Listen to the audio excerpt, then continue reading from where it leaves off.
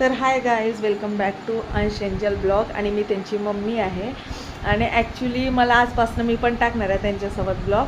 Okay, आज माझ्यासोबत असं काय म्हणजे हे घडलं आहे, हसू पण येतं आणि विचार पण येत आहे. ओके, माझ्याकडे केस होते ते तो केसावर येतात ते त्यांनी हे दिलं आहे 18-1. ओके, ते माझ्याकडे केस होते, मी नेहमीच काही ना काही घेत असते. तर त्याच्यानंतर तुम्ही बघू शकता हे असं दिसते, असलं प्रकारचं दिसते. ओके, बट माझे हस्बंड काय म्हणतात, माझे हस्बंड असे बोलतात की लेडीजचे केससुद्धा एवढे अनमोल आहे. तर म्हणजे लेडीज कोणत्या हर एक वस्तूमध्ये कामात येते. आणि आम्ही बघा, आम्ही बसले असतो, आमच्या काहीच उपयोगी नाही आहेत.